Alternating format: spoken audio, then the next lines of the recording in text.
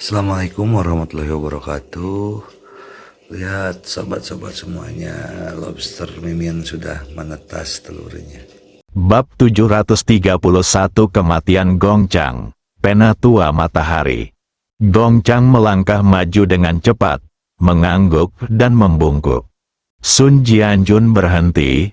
Gongchang berpikir bahwa Sun Jianjun memiliki beberapa instruksi dan siap untuk mematuhinya. Namun, diamnya Sun Jianjun membuatnya merasa bingung. Dia menundukkan kepalanya, seperti anak sekolah yang mengakui kesalahannya. Mengapa? Sun Jianjun menghela nafas dan berkata, "Gongchang, kita harus menangani masalah ini dengan serius." Gongchang gemetar ketakutan dan dengan cepat menatap Sun Jianjun, dengan ketakutan dan ketakutan di matanya. Sun Jianjun kembali terdiam, sepertinya berada dalam dilema. Saat ini, ponsel Sun Jianjun tiba-tiba berdering. Melihat bahwa itu adalah panggilan Xiao Hongyan, Sun Jianjun segera menekan tombol untuk menjawab. "Penatua Sun, apa yang terjadi dengan runtuhnya grup Jianghua di kota Ningjiang dan penculikan Wu Ziliang?" Xiao Hongyan langsung menuju topik tanpa kata-kata tambahan, yang membuat Sun Jianjun sangat tidak nyaman. Dia memandang Gongchang, yang pakaiannya basah kuyup, dengan ekspresi penyesalan di wajahnya. "Tuan, masalah ini dilakukan oleh bawahan kami secara pribadi karena kecerobohan kami." Dia masih ingin menyelamatkan Gongchang, yang ternyata mengikutinya. Gongchang segera mengerti dan memandang Sun Jianjun dengan rasa terima kasih di wajahnya, dan dia berlutut tepat di depan Sun Jianjun. "Oh," Xiao Hongyan langsung terkekeh. Apakah kamu juga ingin bertingkah dan menyalahkan orang-orang di bawah jika terjadi sesuatu? Kamu adalah penegak hukum dari Sekte Merah. Jangan lupakan tanggung jawabmu. Apalagi alasan kamu melakukan ini. Menjadi seorang penatua penegak hukum. Dalam satu kalimat, itu lebih menyakitkan dan panas daripada memukul Sun Jianjun puluhan kali. Seluruh tubuhnya dipenuhi rasa sakit dan ketidaknyamanan yang tak terlukiskan. Martabatnya diperoleh melalui penegakan hukum yang ketat. Sekarang kata-kata Xiao Hongyan mengatakan apakah dia menginginkan martabat atau tidak. Baginya, begitu dia mengakui hal ini, itu akan menjadi penghinaan besar. Namun jika dia tidak mengakuinya, Gongchang yang berlutut di depannya akan hancur. "Sun Jianjun, jika masalah ini tentang Wu Ziliang, kami mungkin masih bisa menanganinya sesuai dengan idemu, tapi jangan lupa juga ada malaikat yang diculik. Itu adalah penculikan oleh seseorang dari Sekte Merah. Jika Anda tidak menangani masalah ini, bagaimana cara menghilangkan kemarahan Anjia di masa depan?" Sun Jianjun tiba-tiba terbangun seolah-olah seseorang telah menuangkan air dingin ke kepalanya. Wajahnya menunjukkan kerumitan dan rasa sakit yang luar biasa. Akhirnya mengangguk, "Saya mengerti, dia tidak punya pilihan sekarang." Gongchang yang sedang berlutut di depannya merasakan jantungnya tenggelam ke dasar. "Guru, saya, Gongchang, akui kesalahan saya dan mohon belas kasihan guru." Gongchang tidak lagi terlalu mempedulikannya dan langsung memohon belas kasihan kepada wanita cantik yang tersenyum di ujung telepon. Xiao Hongyan di seberang sana tiba-tiba mendengar suara Gongchang dan menjadi semakin marah. Dia sudah tahu ada masalah. Gongchang pergi menemui Sun Jianjun untuk mencari solusi. Dia sudah sangat tidak puas dengan kelompok di depannya, dan sekarang hal itu dikonfirmasi di depannya. Lalu, patah, Xiao Hongyan langsung menutup telepon. Sun Jianjun mendengarkan bunyi bip di telepon dengan kemarahan dan ketidakberdayaan di wajahnya. "Lihatlah Gongchang yang sedang berlutut di tanah, kamu sendiri yang mencari kematian." Gongchang terkejut dan memandang Sun Jianjun, Elder Sun, apa maksudmu? Mengapa? Sun Jianjun menghela nafas. Jika Anda tidak mengatakan apapun tentang masalah ini, saya dapat menemukan seseorang dengan posisi tinggi untuk disalahkan. Tetapi Anda memohon belas kasihan kepada pemimpin sekte. Apakah Anda tidak mencari kematian? Gong Chang, saya langsung mengerti maksud Sun Jianjun. Elder Sun, bantu saya juga menerapkan ini sesuai permintaan Anda. Saya bekerja untuk Anda. Gong Chang tidak lagi peduli dengan posisinya sebagai seorang penatua, dan dia tidak peduli dengan kenyataan bahwa rambut dan janggutnya sudah beruban. Dia segera mulai memohon belas kasihan kepada Sun Jianjun dengan ingus dan air mata. Sun Jianjun terdiam beberapa saat. Gong Chang, kembalilah dan pikirkan dulu. Aku juga akan memikirkan cara menemukan seseorang untuk menyalahkanmu. Gong Chang tiba-tiba tampak melihat harapan dan segera mengangguk. Terima kasih, Penatua Sun. Terima kasih, Penatua Sun. Setelah mengatakan itu, dia segera berdiri dan berjalan keluar. Pria itu jelas menjadi lebih kuyu, dan bahkan kehilangan vitalitasnya yang dulu. Gong Chang, tunggu sebentar. Gong Chang terkejut dan segera menoleh. Bang, tiba-tiba terdengar suara senjata api. Lalu muncul lubang hitam di dahi Gong Chang. Darah muncrat seketika, mewarnai janggut dan rambutnya menjadi merah putih, dan seluruh bagian belakang kepalanya pecah berkeping-keping. Gong Chang ingin berbicara, tetapi tidak ada kata-kata yang keluar. Tubuhnya terjatuh ke belakang dengan bunyi gedebuk. Wow, ada langkah kaki di luar, dan dua orang masuk. Bersihkan dan rahasiakan. Kedua pria itu tidak berkata apa-apa dan segera menyeret keluar tubuh Gong Chang. Saat Sun Jianjun hendak memanggil Xiao Hongyan, Lu Guxiang dibawa masuk. Dia kebetulan melihat tubuh Gong Chang, dan ketika dia melihat darah di tanah, dia sangat ketakutan hingga seluruh tubuhnya gemetar. Gong Chang adalah keturunan langsung Sun Jianjun. Dia adalah orang yang optimis dengan kemampuan eksekusi yang kuat. Sun Jianjun tidak menyangka Lu Guxiang akan datang. Tetapi ketika dia melihatnya masuk, dia bertindak dengan sangat alami. Apakah kamu melihat semuanya? Lu Guxiang menyeka keringat di dahinya dan mengangguk. Lihat, aku melihatnya. Ingat, saya tidak ingat siapa yang meninggal, tetapi saya ingat untuk melakukan sesuatu untuk Penatua Sun, dan saya harus melakukannya dengan baik. Lu Guxiang terus memutar matanya dan berkata, hahaha. Sun Jianjun tiba-tiba tertawa dan memandang Lu Guxiang. Lumayan, bagus sekali, kamu jauh lebih pintar dari Gong Chang. Dia melambaikan tangannya kepada bawahannya dan berkata, tidak perlu membersihkannya sekarang. Saya akan membersihkannya setelah saya selesai mengobrol dengan Penatua Lu. Orang-orang itu berhenti. Lu Guxiang mencium bau darah yang menyengat di udara dan menjadi semakin ketakutan. Namun, dia masih menahan diri dan berdiri di sana dengan patuh, menunggu Sun Jianjun memberi perintah. Kali ini Gong Chang mati untukmu. Sun Jianjun tiba-tiba berbicara. Lu Guxiang gemetar. Penatua Sun menjelaskannya.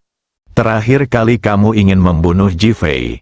Aku meminta Gong Chang untuk mengaturnya. Akibatnya, organisasi Chanlong gagal, yang menyebabkan apa yang terjadi selanjutnya. Apakah menurutmu dia mati karena kamu? Wajah Lu Guxiang menjadi pucat, tetapi dia segera mengangguk. Ya, dia mati untukku. Saya harus setia kepada Penatua Sun dan membantu Penatua Sun melakukan segalanya dengan baik. Lu Guxiang dengan cepat menyanjungnya. Sun Jianjun mengangguk. Sekarang kamu harus melakukan satu hal. Ada apa? Pergi ke kota Ningjiang untuk menangani tindak lanjut masalah ini.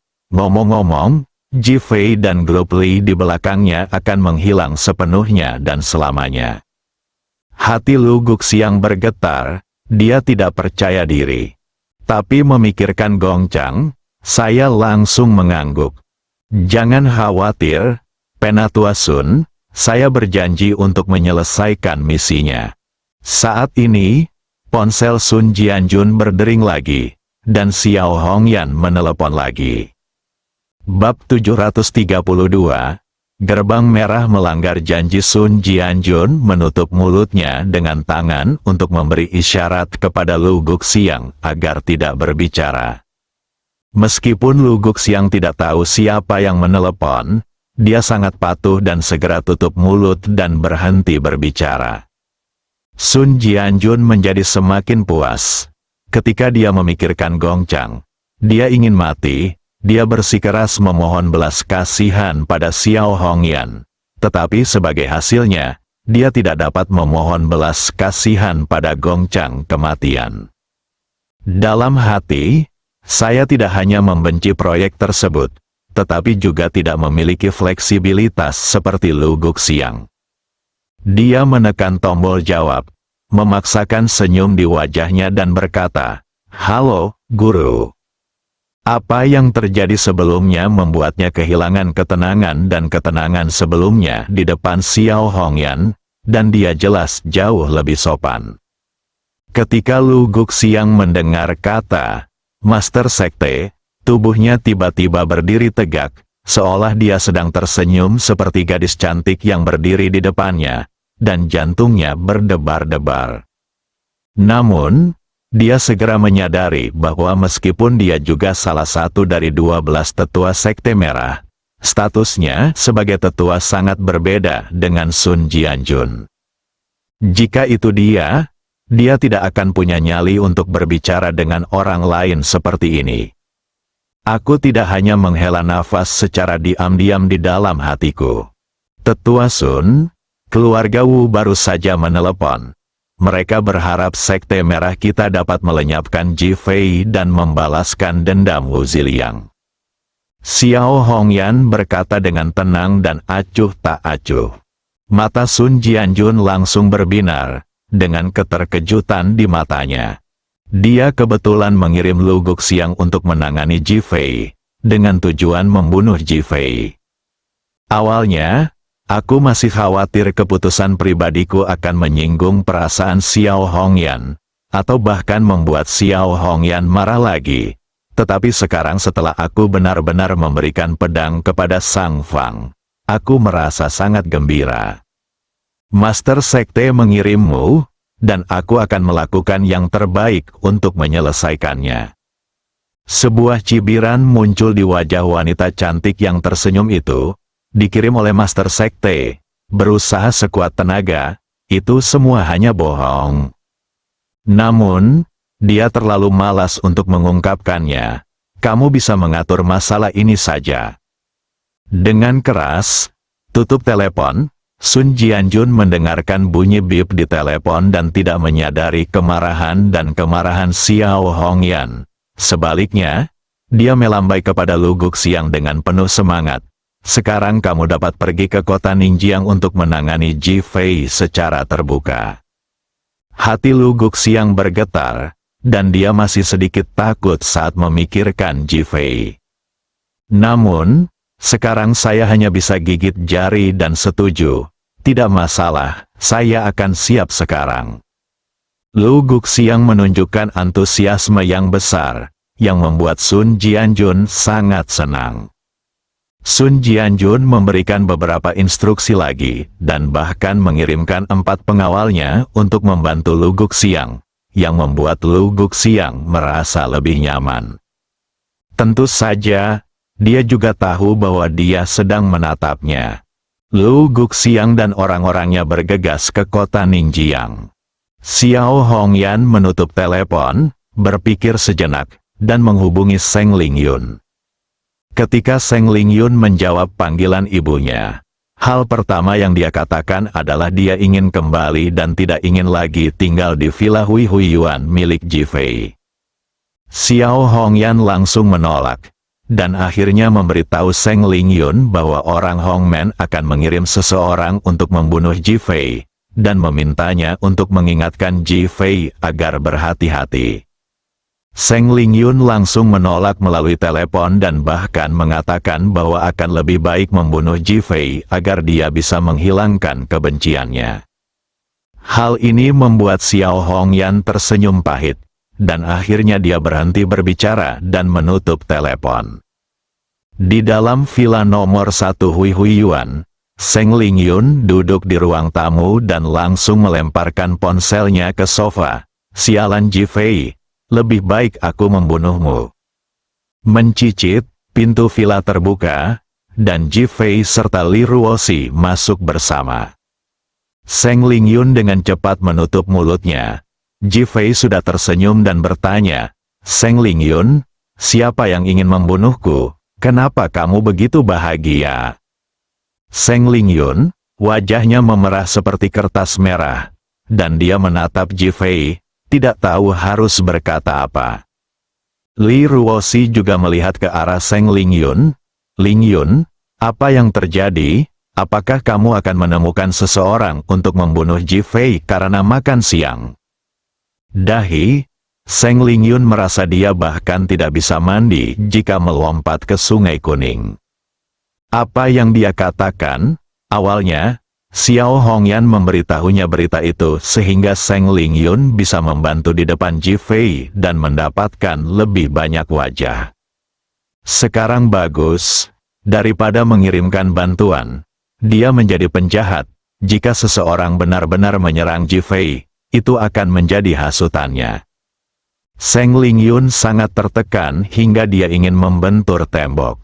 Akhirnya mendengus, Ji Fei, kamu tahu apakah aku, Seng Lingyun, ingin membunuhmu.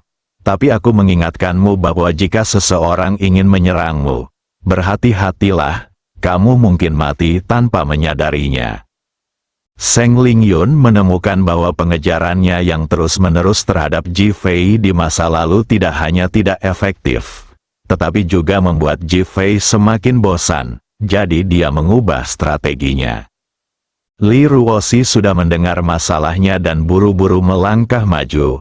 Lingyun, siapa yang akan menyerang Ji Fei? Bisakah kamu memberitahuku secepatnya? Seng Lingyun memandang Li Ruoxi dan berkata, Ruoxi, berhati-hatilah dengan suamimu ini. Berhati-hatilah karena suatu hari dia akan diserang secara langsung. Dia telah menyinggung terlalu banyak orang. Tampilan menonjol, Ji Fei sudah mengerti bahwa orang-orang Hongmen lah yang ingin berurusan dengannya. Dia menyipitkan matanya sedikit dan menatap Seng Lingyun. Apakah ini berarti mereka harus membatalkan janji? Seng Lingyun tiba-tiba teringat perjanjian yang dibuatnya dengan Ji Fei, yaitu menyembuhkan Tianyin Juemei miliknya dalam waktu setengah tahun dan kemudian mengembalikan ayah Ji Fei. Mengapa tiba-tiba muncul konflik lagi? Dia juga bingung. Katakan pada mereka bahwa selama mereka berani melanggar kontrak, aku, Ji Fei, tidak akan pernah menunjukkan belas kasihan kepada mereka. Ayo, bunuh satu. Ayo, bunuh sepasang. Suaranya dingin dan mematikan. Suhu seluruh ruangan sepertinya turun beberapa derajat dalam sekejap. Li Ruoxi dan Seng Lingyun bergidik dan mundur 2 langkah. Hati Seng Lingyun seakan tenggelam ke dasar lembah. Ji Fei sudah naik ke atas dan mengirim pesan ke Feng Huang, memintanya untuk memperkuat pengawasan dan siap membunuh kapan saja. Di dalam kantor Kia dari Hongke Group, Kia duduk di kursi, dan Zhang Yuan berdiri di depannya. Dia tidak lagi memiliki ketenangan dan ketenangan seperti sebelum minum teh. Wajah Kia gelap seperti dasar pot. Saat dia melapor ke Luguk siang hari ini, dia langsung dimarahi. Itu adalah kutukan yang benar-benar marah, yang membuat Zia merasa gemetar dan gugup. Namun kini Chen Ziji, pelaku kejadian ini, telah menghilang sama sekali, yang membuat Kia sangat marah. Zhang Yuan merekomendasikan Chen Ziji, dan mereka berdua adalah teman baik. Tentu saja, Zhang Yuan harus memikul tanggung jawab atas masalah ini. Zhang Yuan, menurutmu apa yang harus kita lakukan mengenai masalah ini? Pada saat ini, Zhang Yuan tidak lagi merendahkan diri di depan laki-laki sebelumnya, dan dia juga kehilangan temperamen seorang ratu. Sekarang dia benar-benar seorang karyawan yang melakukan kesalahan, dan dia juga seorang karyawan yang membuat kesalahan yang tidak dapat dimaafkan. Direktur Qi, saya benar-benar tidak tahu apa-apa tentang masalah ini. Sungguh, cukup, suamimu si Jun pernah menipu perusahaan. Aku memaafkanmu, sekarang laki-lakimu Chen Ziji menipuku lagi. Bagaimana kamu ingin aku menjelaskannya? Zhang Yuan ingin berbicara, tetapi dia tidak tahu harus berkata apa. Didi, saat ini, ponsel Kia berdering, dan Lu Guxiang menelepon. Bersambung.